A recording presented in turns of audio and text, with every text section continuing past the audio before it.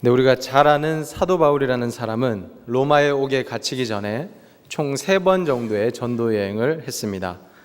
그 중에 오늘 본문과 관련이 있는 전도 여행은 2번째로 했던 전도 여행, 우리가 흔히 이제 제2차 전도 여행이라고 하는 그 전도 여행과 관련이 있습니다. 사도 바울이 2차 전도 여행을 할 때 처음에는 아시아 지역, 그러니까 아시아라고 해서 지금 우리가 살고 있는 한국이나 중국 이런 쪽은 아니고요. 터키의 소아시아 지역이라고 에베소 교회, 서머나 교회, 라우디게아 교회 등이 있는 그 지역, 그 지역에 원래 사도 바울이 가려고 했습니다. 그런데 하나님께서 그 길을 막으셔서 사도 바울이 결국에는 마게도냐 지역으로 가게 됩니다. 그래서 드로아라는 곳에서 마게도냐 사람의 환상을 보고 이리로 건너와서 우리를 도우라라는 음성을 듣고 이제 그곳에 가게 되고요. 그쪽에서 제일 먼저 또 이렇게 활발하게 사역했던 곳이 빌립보라는 성이었습니다. 빌립보라는 성에서 바울이 이제 열심히 사역을 했는데 그곳에서 사실은 고생도 좀 많이 했습니다. 일단은 여인들을 중심으로 해서 루디아라는 여인을 중심으로 해서 이제 복음이 전파가 되고 교회가 세워졌는데 거기서 이제 점치는 귀신 들린 한 여종이 있었습니다. 그래서 그 여종이 너무 이제 바울 일행을 귀찮게 해서 그 여종에 있는 귀신을 쫓아냈더니 그 주인들이 이제 더 이상 돈을 못 벌게 돼서 이제 화가 나서 바울 일행을 감옥에 가두는 그런 일이 있었죠. 근데 밤새 기도하고 찬양을 했더니 또 하나님께서 놀라운 기적을 일으켜 주셔서 옥문들이 열리게 되고 결국에는 거기서 나올 수가 있었죠. 그런 여러 가지 많은 어려운 상황 가운데 빌립보에서의 사역을 마치고 바울 일행이 데살로니가라는 곳으로 가게 됩니다. 근데 데살로니가에 가서 바울 일행이 그렇게 길게 머무른 것 같진 않습니다. 그래서 성경의 표현에 의하면 새 안식일 정도 이제 사도 바울이 하나님의 말씀을 가지고 성경을 가지고 하나님의 복음을 이제 전했고요. 그리고 이내 자신을 핍박하는 사람들 때문에 바울이 데살로니가를 떠나서 베라로 갔다가 그다음에 아테네에 갔다가 고린도까지 가게 되는 그런 여정들을 계속 밟게 됩니다. 근데 이제 바울 일행이 데살로니가에 갔다가 이제 아테네쯤에 머물렀을 때 계속 이 데살로니가 사람들에 대한 생각이 나는 거예요. 왜냐면 이 사람들은 처음 이제 복음을 접하게 되었고 또 아무리 생각해도 자기가 이제 너무 짧게 있었던 거죠. 그래서 좀 더 예수님에 대한 복음을 좀 더 많이 전하고 좀 제대로 전하고 그들을 믿음 위에 좀 바르게 세우고 왔었어야 됐는데 아무리 생각을 해도 내가 너무 좀 급하게 떠나온 것 같다. 그래서 혹시나 이들이 예수님을 믿는 것 때문에 핍박을 받으면은 믿음을 버리지는 않을까. 그러니까 그런 마음이 이제 계속 들었습니다. 그래서 아테네라는 곳에서 디모데라는 사람을 이제 데살로니가로 파송을 합니다. 그래서 디모데에게 너는 가서 데살로니가 교인들이 믿음 생활을 잘하고 있는지 여러 가지 분명히 어려움과 핍박이 있을 텐데 그 핍박에 넘어지진 않고 예수님을 잘 믿고 있는지 좀 보고 와라. 디모데를 보냅니다. 그리고 또 바울 일행은 저기 밑에 있는 고린도까지 내려오게 됩니다. 고린도에서 이제 열심히 사역을 하고 있었는데 이 디모데가 데살로니가를 다녀와서 이제 아주 좋은 소식을 전했습니다. 그게 뭐냐면 이 데살로니가 교인들이 분명히 믿음이 연약할 텐데 그리고 하나님에 대한 어떤 사랑과 이런 것들이 그렇게 막 깊지 않을 텐데도 불구하고 그들이 예수님을 믿는 믿음 안에 잘 머물러 있더라. 그들이 정말로 아름답게 신앙생활을 잘 하고 있더라. 이런 소식을 이제 들은 거죠. 그래서 바울이 이제 그 모든 이야기를 듣고 너무 감사하고 기쁜 마음에 쓴 편지가 데살로니가 전서라는 편지입니다. 그 데살로니가 전서에는 그 데살로니가에 있는 교인들을 칭찬하고 또 그들을 격려하는 그런 내용들이 많이 나와 있습니다. 그 중에서 특별히 우리가 오늘 함께 나누고 싶은 말씀은 뭐냐면요. 오늘 읽은 본문의 말씀인데 이 데살로니가 교인들이 굉장히 아름답게 신앙생활을 할 수 있었던 그 이유가 이제 한 3가지 정도가 있습니다. 그들이 가지고 있었던 아름다운 믿음의 모습들이 있는데 그것을 오늘 함께 좀 살펴보려고 합니다. 오늘 1절부터 4절까지의 말씀을 다시 보시면요. 바울과 실로아노와 디모데는 하나님 아버지와 주 예수 그리스도 안에 있는 데살로니가인의 교회에 편지하노니 은혜와 평강이 너희에게 있을지어다. 인사를 하고 우리가 너희 모두로 말미암아 항상 하나님께 감사하며 기도할 때 너희를 기억함은 너희의 믿음의 역사와 사랑의 수고와 우리 주 예수 그리스도에 대한 소망의 인내를 우리 하나님 아버지 앞에서 끊임없이 기억함이니 하나님의 사랑하심을 받은 형제들아 너희를 택하심을 아노라. 아멘. 여기서 이제 3절의 말씀을 이제 다시 보시면 바울이 데살로니가 교인들에 대해서 이제 칭찬하고 기억하고 있는 것이 있습니다. 그게 뭐냐면 믿음의 역사와 사랑의 수고와 소망의 인내. 그러니까 데살로니가 교인들은 비록 짧은 믿음의 역사임에도 불구하고 믿음의 역사, 사랑의 수고, 소망의 인내가 있었던 그런 교인들이었습니다. 그런 믿음의 사람들이었습니다. 우리가 기독교 신앙하면 믿음, 소망, 사랑 중요하죠. 그러니까 이 세 가지는 영원토록 있는 것입니다. 그리고 바울의 표현에 의하면 그 중에 제일은 사랑이다 라고 이야기를 하는데요. 역시 데살로니가 교인들에게도 믿음, 사랑, 소망, 그러니까 이 세 가지가 이들에게 있었습니다. 근데 문제는 뭐냐면 믿음이 눈에 안 보이잖아요, 그죠? 믿음은 이렇게 눈에 보여가지고 뭔가 이렇게 자로 이렇게 잰다거나 이렇게 측정을 할 수 있으면 괜찮은데 그렇지 않으니까 내가 믿음이 있는지 없는지 헷갈릴 때가 있습니다. 사랑도 마찬가지죠. 사랑이 눈에 보이나요? 이 사람이 나를 얼마나 사랑하는지 눈에 이렇게 딱 보여가지고 그죠? 딱 측정을 할 수 있으면 좋은데 사랑도 눈에 보이지 않습니다. 소망도 마찬가지죠. 소망도 눈에 보이지 않습니다. 그러니까 측정하기가 어렵습니다. 곤란한 거죠. 그러니까 기독교에서 우리가 이제 그리스도인으로서 어떤 믿음에 대해서 이야기를 할 때 믿음, 소망, 사랑 이 세 가지를 이야기하는데 전부 다 뭔가 측정할 만한 것이 없는 거예요. 기준이 없는 겁니다. 그래서 우리가 헷갈릴 때가 있는데 그것 때문에 바울이 오늘 편지에서 그렇게 분명히 이야기를 하고 있습니다. 믿음의 역사와 사랑의 수고와 소망의 인내. 그 뭐냐면요. 믿음은 우리가 무엇을 통해서 알 수 있느냐? 역사를 통해서 알 수가 있습니다. 그 다음에 사랑은 눈에 보이지 않지만 그 사람이 얼마나 수고하고 있는지를 통해서 알 수가 있고요. 그 다음에 소망은 우리가 어떻게 알 수 있느냐? 그 사람이 얼마나 믿음을 가지고 예수님 때문에 인내하고 있는지, 그러니까 그걸 보면 우리가 이 세 가지를 알 수 있다는 것이죠. 근데 데살로니가 교인들은 이 세 가지가 골고루 다 있었습니다. 그래서 이런 것들을 가지고 신앙생활을 하고 있었습니다. 먼저 첫 번째는 이들에게 믿음의 역사가 있었습니다. 첫 번째 믿음의 역사가 있었는데 이 역사라는 말은 또 다른 말로 행동 혹은 행위라고도 할 수가 있습니다. 그러니까 믿음이 그냥 어떤 추상적인 개념을 내가 믿는다라고 끝나는 것이 아니고 그 믿음이 구체적으로 그들의 행동으로 드러나게 된 것이죠. 이것을 믿음의 역사라고 할 수가 있습니다. 자, 그럼 구체적으로 이 데살로니가 사람들이 믿음을 가지고 어떤 행동들을 하고 있었느냐? 우리 1장 데살로니가전서 1장 9절의 말씀을 함께 보도록 하겠습니다. 1장 9절의 말씀 함께 봉독하도록 하겠습니다. 시작. 그들이 우리에 대하여 스스로 말하기를 우리가 어떻게 너희 가운데 들어갔는지와 너희가 어떻게 우상을 버리고 하나님께로 돌아와서 살아계시고 참되신 하나님을 섬기는지와. 아멘. 그러니까 데살로니가 교인들은 하나님께로 돌아왔는데 그들이 그동안 믿고 있었던 우상을 다 버리고 하나님께로 돌아와서 살아계시고 참되신 하나님을 섬겼다. 그러니까 하나님을 믿는다는 것, 예수님을 믿는다는 것은 바로 이것을 의미합니다. 그러니까 그냥 우리가 추상적으로 믿습니다, 입술로 그냥 믿습니다 이런다고 믿는 게 아니고요. 구체적인 행동이 있어야 되는데 그게 뭐냐면 데살로니가 교인들은 자기들이 그동안 믿고 의지했던 우상들을 다 버렸다는 거예요. 그러니까 그게 눈에 보이는 것이든 눈에 보이지 않는 것이든, 그러니까 자기들이 그동안 신으로 믿고 의지했던 모든 것들을 다 버리고 하나님께로 돌아와서 이제는 하나님만 믿고 의지한다라는 말입니다. 그러니까 이것이 때로는 눈에 보이는 우상이 될 수가 있습니다. 때로는 부처와 같은 신상이 될 수도 있고요. 아니면 금송아지 같은 신상이 될 수도 있습니다. 근데 그런 것 외에도 우리가 의지하면 그것이 우상이 되는 것들이 굉장히 많습니다. 예를 들면 돈, 이런 것들. 그러니까 사람들이 하나님을 의지하는 것이 아니고 돈을 통해서 자기의 미래가 보장될 것이라고, 안전할 것이라고 착각하는 그런 것들. 그래서 믿고 의지하는 돈, 물질, 재산, 명예, 인기, 아니면 지식, 권력 등등. 그러니까 나의 욕심이 들어가 있는 그 모든 것.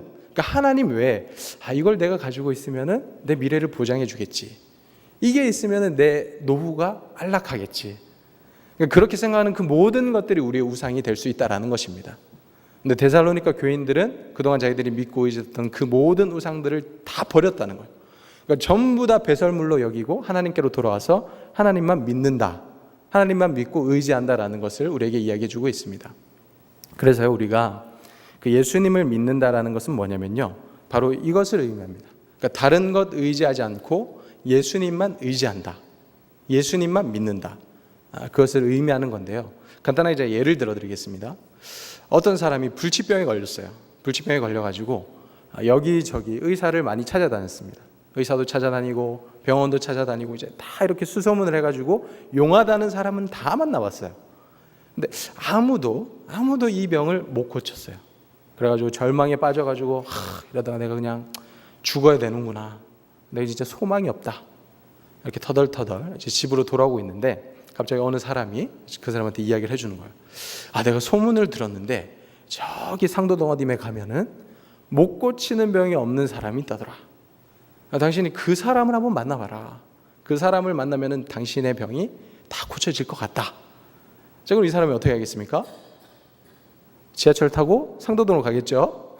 상도동으로 와가지고 그 사람을 만나는 거예요, 그죠? 그러면서 막 하소연을 막 할 겁니다. 내가 사실은 이래가지고 왜 무슨 병에 걸렸는지 모르겠는데 병에 걸려가지고 그렇게 힘들고 어려운 시간을 보냈습니다. 근데 아무도 나를 못 고쳤습니다. 근데 내가 소문을 들어보니까 당신은 못 고치는 병이 없다고 하더이다. 그러니까 제발 나를 고쳐주십시오. 내가 당신만 믿겠습니다. 뭔지 아시겠죠? 그러니까 여기서 당신만 믿겠습니다라고 얘기할 때 이 믿음이 바로 우리가 예수님을 믿는 믿음이라는 거예요. 그냥 그렇죠, 예수님 믿으면 나 천국 보내주시는 거 내가 알겠습니다. 그래서 예수님 믿습니다 하고 내가 내 마음대로 살아가는 것이 믿음이 아니고요. 다른 것에는 소망이 다 끊어진 거예요. 그러니까 더 이상 다른 데서는 내가 길을 찾을 수가 없습니다. 내가 더 이상 다른 것을 의지해봐도 답이 없는 거예요. 그러니까 그럴 때 내가 진짜 예수님 아니면 안 됩니다. 예수님만 내가 의지할 분이 되시고 예수님만이 내가 가지고 있는 그 모든 문제를 해결할 수 있습니다. 죽음의 문제를 비롯해서 영원히 사는 문제를 비롯해서 내가 매일매일 살아가는데 일어나는 그 모든 문제들, 그런 문제들 해결할 수 있는 분은 다른 사람은 아무도 안 됩니다. 내 힘도 안 되고 다른 사람도 안 되고 오직 예수님만 됩니다. 그래서 예수님만 믿겠습니다. 예수님만 믿고 살아가겠습니다. 그렇게 고백하는 게 예수님을 믿는 것입니다. 아까 제가 빌립보 교회를 말씀드렸는데요. 사도 바울이 이제 여행을 하다가 빌립보라는 곳에 잠시 머물게 됩니다. 근데 그곳에서 감옥에 갇히게 되고요. 그 감옥에 갇혀가지고 이제 밤새도록 하나님을 찬양하고 이렇게 기도하고 하니까 옥문이 터졌죠. 그래서 거기 있던 죄수들이 전부 다 빠져나오게 됩니다. 근데 간수장이 이렇게 자고 있다가 갑자기 깜짝 놀라가지고 자기가 지키고 있던 감옥을 딱 가보니까 이제 옥문들은 다 열려 있고 죄수들은 하나도 없는 거예요. 그죠? 근데 그 당시에 이제 로마의 법에 의하면 그런 식으로 만약에 죄수가 도망을 가게 되면은 이 간수장이 대신해서 처형을 당하게 됩니다. 그러니까 이거는 이제 뭐 어쩔 수 없이 자기가 죽을 수밖에 없는, 그러니까 정말 어쩔 수 없는 그런 절망의 상황 가운데 이 사람이 빠지게 된 거죠. 그래서 그 사람이 자결하려고 해요. 처형을 당하느니 그냥 내가 여기서 죽어버리겠다. 아주 죽으려고 하니까 사도 바울이 그러지 말라고. 당신 몸에 손대지 말아라. 우리가 다 여기 있다. 라고 이야기를 했어요. 근데 그때 그 사람이 했던 말이 뭐냐면 선생님이요. 제가 어떻게 해야 구원을 받겠습니까? 어떤 심정인지 아시겠죠? 그러니까 이 사람이 이 죽음의 상황 앞에서 다른 것들은 도저히 보이는 게 없는 거예요. 그러니까 의지할 수 있는 게 하나도 없습니다. 그때 사도 바울을 보고 내가 어떻게 하면 구원을 받을 수 있겠습니까? 라고 하니까 사도 바울이 그 유명한 이야기 주 예수를 믿으라. 그러면 너와 내 집이 구원을 얻게 될 것이다. 그 말씀이 거기서 나오는 거예요. 그러니까 예수님을 믿는다는 건 뭐냐면요. 뭐 다른 것들도 다 의지하고 다 괜찮다. 근데 거기서 예수님은 나를 천국 보내주신다고 하니까 그것도 한번 믿어보겠다. 그러니까 이런 식의 믿음이 아닙니다. 그러니까 아무것도 더 이상 우리가 의지할 수 없는 거예요. 그러니까 그 어떤 것도 우리를 의지할 대상이 안 되고 그 어떤 것도 우리를 보장해 주지 않습니다. 그렇기 때문에 우리가 오직 예수님 안에서만 소망을 얻고 예수님만 의지하면서 살아가겠다. 그것이 바로 믿음이라는 것입니다. 그래서 데살로니가 교인들은요, 이런 행동이 있는 믿음을 가지고 있었습니다. 그 행동은 뭐냐면 그동안 자기들이 의지하고 믿었던 모든 것들을 다 버렸어요. 다 배설물로 여기고 다 버리고 오직 살아계신 하나님만 믿고 예수님만을 의지하며 살아가는 그런 믿음을 가졌습니다. 이 자리에 있는 우리도 역시 마찬가지입니다. 우리도 이 데살로니가인들이 가졌던 이 역사가 있는 믿음, 행동이 있는 믿음, 이 믿음을 가져야 됩니다. 그럴 때 우리가 아름다운 신앙인으로 자랄 수가 있습니다. 두 번째, 데살로니가 교인들에게는 사랑의 수고가 있었습니다. 사랑도 마찬가지로 우리가 그 사랑이 정말로 진실한지 진실하지 않은지 판단하기가 굉장히 애매하잖아요. 근데 우리가 판단할 수 있는 기준이 있는데 그게 뭐냐면 얼마나 그 사람이 수고를 하는지, 수고를 하지 않는지 그걸 통해서 알 수가 있습니다. 뭐 대표적인 예를 들자면 부모님의 사랑이라고 할 수 있겠죠. 부모님의 사랑. 일단 수고로 시작합니다. 10달 동안 아이를 이제 뱃속에 이렇게 잉태하고 그 다음에 낳을 때도 엄청난 해산의 고통, 수고가 있고요. 낳아놨더니 저절로 크는 것이 아니고 끊임없이 손이 가죠.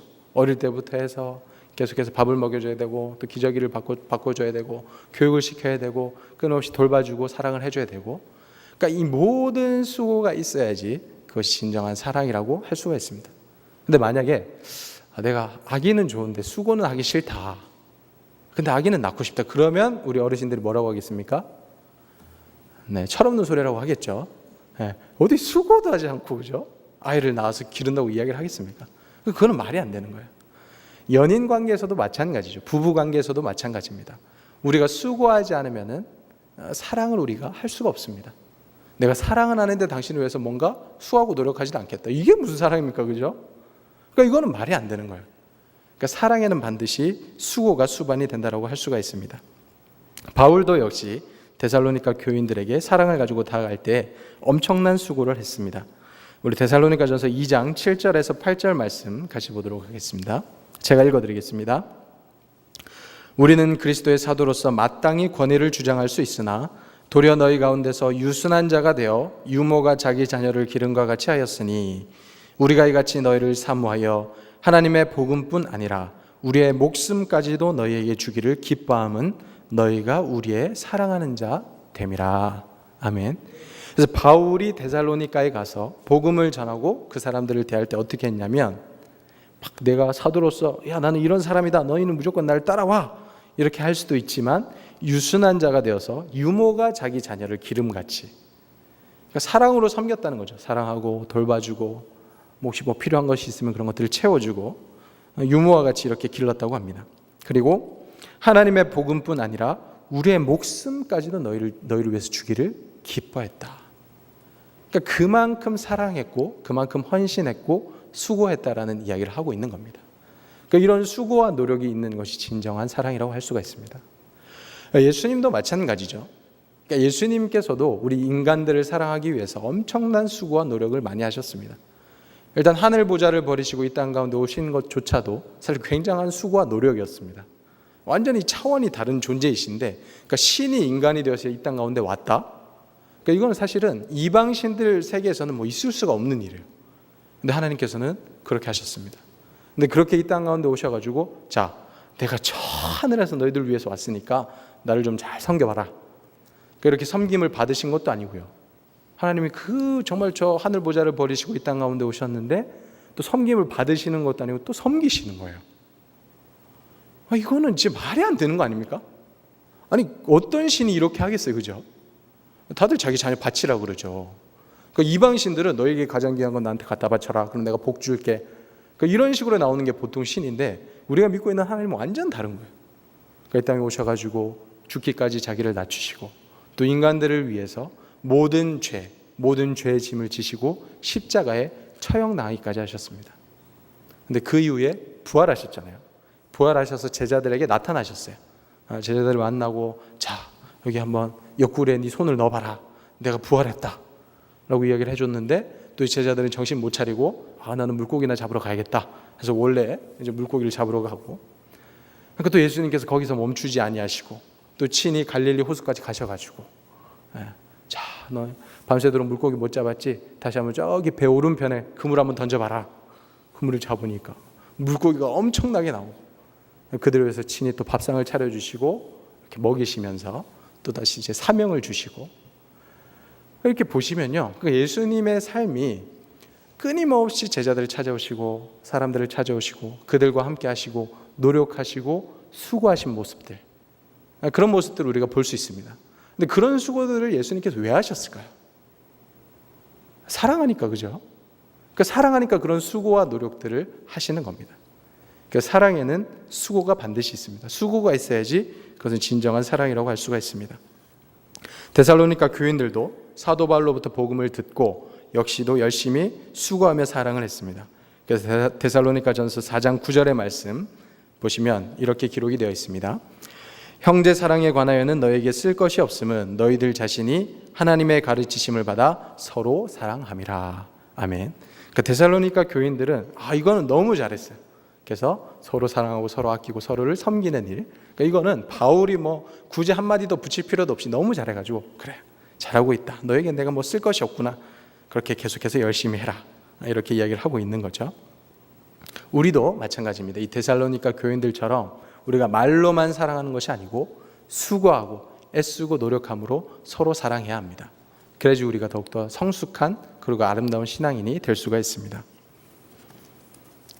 그리고 마지막 세 번째 데살로니가 교인들은 어떤 신앙을 가지고 있었느냐? 소망의 인내를 가지고 있었습니다. 소망의 인내를 가지고 그들은 신앙생활을 하고 있었습니다. 특별히 하늘나라 그리고 예수님의 재림을 기대하는 신앙을 가지고 살아가고 있었습니다. 2장 14절 데살로니가전서 2장 14절의 말씀을 보시면 이렇게 기록이 되어 있습니다. 형제들아 너희가 그리스도 예수 안에서 유대에 있는 하나님의 교회들을 본받은 자 되었으니 그들이 유대인들에게 고난을 받은 것 같이 너희도 너희 동족에게서 동일한 고난을 받았느니라. 아멘. 보시면 초대교회 때는 그냥 예수님 믿으면 고난, 예수님 믿으면 핍박, 예수님 믿으면 삶이 어려워진다. 그러니까 이거는 그냥 당연한 전제였습니다. 그래서 유대에 있는 교회, 예루살렘에 있는 교회, 유대인들 중에서 예수님을 믿은 사람들도 당연히 유대인으로부터 핍박을 받았고요. 이렇게 데살로니가인들처럼 이방인들 중에서도 예수님을 믿게 되면 또 동일하게 그런 고난을 받았습니다. 근데 이런 고난과 핍박과 어려움이 있음에도 불구하고 데살로니가 교인들이 그들의 믿음을 지켰거든요. 그 이유가 뭘까? 그러니까 이 핍박과 이 모든 고난을 이겨낼 수 있는 이유는 딱 하나입니다. 소망이 있는 거예요. 소망. 그러니까 진짜 예수님께서 부활하신 것을 믿고 자기들도 부활할 것을 믿기 때문에 또 천국에 갈 것을 믿기 때문에 그 소망이 있기 때문에 인내할 수 있는 거죠. 그래서 우리의 소망이 진짜인가 가짜인가 뭘 통해서 알 수 있느냐? 핍박이 왔을 때 우리가 인내하고 있느냐 아니면 인내하지 못하고 그냥 떠나느냐. 우리가 진짜 소망이 있으면 인내할 수 있습니다. 참을 수 있습니다. 근데 만약에 우리에게 진짜 소망이 없으면 아니면 우리가 가지고 있는 이 소망이 가짜 소망이라면 그런 핍박과 어려움이 있을 때 다 그냥 기독교를 버리고 다 떠나는 거죠.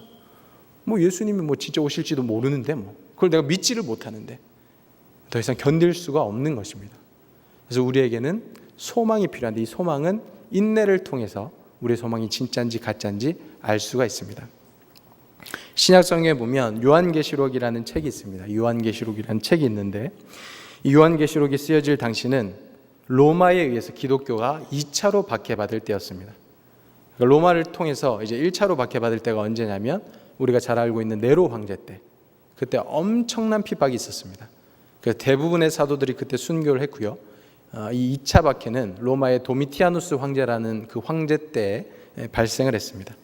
근데 문제는 뭐냐면 이 2차 박해 때 이 사람들이 너무나도 두려워한 거예요. 그 교회를 다니는 사람들이 기독교인들이 너무나도 두려워했습니다. 왜냐하면 1차 박해 때는 그래도 자기들이 모르잖아요. 자기들이 잘 몰라. 핍박이 얼마나 심한지 자기들 얼마나 괴로운지 사실 잘 몰랐습니다. 근데 이렇게 1차 박해를 끝나고 나니까 그때 엄청나게 힘들고 고난과 핍박이 많았던 그것들이 다 이제 머릿속에 있는 거예요.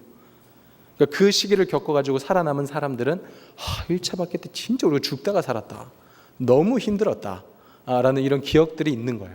근데 그것보다 더 무시무시한 2차 박해가 다가오고 있는 거예요. 그 사람들이 지금 난리가 난 겁니다. 막 힘들고 막 고통스럽고 두려워하고 막 벌벌벌 떨고 있었습니다. 그래서 그때 예수님께서 사도 요한을 통해서 계시를 주시는 거예요. 그게 바로 이제 요한계시록인데 그 내용을 간단하게 말씀드리자면 이런 겁니다.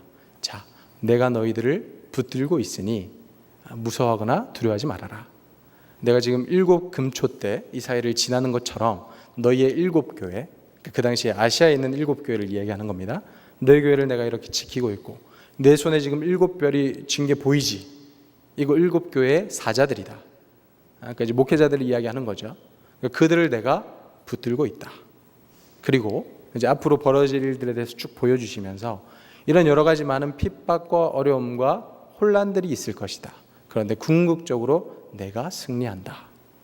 너희를 괴롭히는 그 모든 짐승들, 음녀, 그 모든 것들은 내가 다 처단할 거야. 그러니까 두려워하지 말고 걱정하지 말고 끝까지 믿음을 지켜라. 그러면서 새하늘과 새 땅, 거룩한 성 새 예루살렘, 우리가 들어갈 그 천국의 모습에 대해서 이렇게 딱 보여주시는 거예요. 그러니까 이 요한의 계시가 있기 전에 이 그리스도인들은 얼마나 두려워서 떨었겠어요, 그죠? 너무 두렵고 힘들고 무섭고 어려웠습니다. 그런데 하나님께서 또 이렇게 요한을 통해서 그 계시를 보여주시고, 야, 너희들이 핍박과 어려움 있어도 걱정하지 마. 이제 곧 우리 신랑 되시는 예수님께서 오실 겁니다. 이 백마를 타시고 다음번에 오실 때는 정말 그 거룩한 천사들과 함께 모든 세상의 권력과 힘을 가지고 오셔서 심판주로 오실 겁니다. 그러니까 우리가 두려워하지 말고 끝까지 우리가 믿음을 지킵시다. 그러니까 이 소망을 하나님께서 딱 주신 거예요. 천국 소망을 딱 보여주시니까 그러니까 그 이야기를 들은 사람들은 어떻게 됐을까요? 두려움이 와도 인내할 수 있는 거예요. 이길 수 있는 겁니다. 핍박과 고난이 와도 승리할 수 있는 거예요. 물론 이 세상에서 죽음을 당할 수가 있습니다. 핍박 때문에 죽임을 당할 수도 있어요. 그러나 그런 것들을 두려워하지 않는 거예요. 왜? 우리에게는 영원한 생명이 있으니까, 천국 소망이 있으니까, 부활의 소망이 있으니까. 그래서 그들은 인내하고 견디고 참고 끝까지 믿음을 지킬 수가 있었습니다. 그러니까 이런 믿음이 데살로니가 교인들에게 있었습니다. 그러니까 이들이 예수님을 믿고 소망을 얻었어요. 소망을 받았습니다. 그러고 나니까 이 세상의 그 모든 핍박과 고난들이 전혀 어려운 것이 아닌 거예요. 물론 힘들죠. 다른 사람들이 나를 괴롭히면 힘들죠. 어렵죠. 근데 그런 것에 넘어지지 않고 끝까지 믿음을 붙들고 신앙생활을 할 수가 있었습니다. 이것이 바로 데살로니가의 교인들이 가지고 있었던 소망의 인내입니다. 우리가 역시 가져야 할 소망의 인내입니다. 예수님께서 부활하신 건 믿으시죠? 그리고 우리도 나중에 부활할 거 다 믿고 계시죠? 우리가 궁극적으로 천국에 갈 것 다 믿고 계시죠? 그럼 때로는 이 세상 가운데 우리에게 어려움이 있을지라도, 예수님을 따르는 것 때문에 손해를 볼지라도 끝까지 인내하시기 바랍니다. 우리가 가야 될 그곳이 있습니다. 오늘 말씀 정리하겠습니다. 아름다운 신앙인은 믿음, 사랑, 소망을 가진 사람입니다. 믿음은 역사가 있는 믿음이고요. 그다음에 끝까지 예수님처럼 수고하며 사랑하는 사람, 그리고 천국 소망을 가지고 어떤 일이 있어도 인내하는 사람, 이런 사람이 아름다운 신앙인으로 또 예수님께서 오실 때 칭찬을 받는 사람들입니다. 이 자리에 있는 모든 주님의 백성들, 그렇게 믿음, 소망, 사랑을 가지고 무엇보다 예수님께서 기뻐하시는 아름다운 신앙인들 다 될 수 있기를 간절히 소망합니다.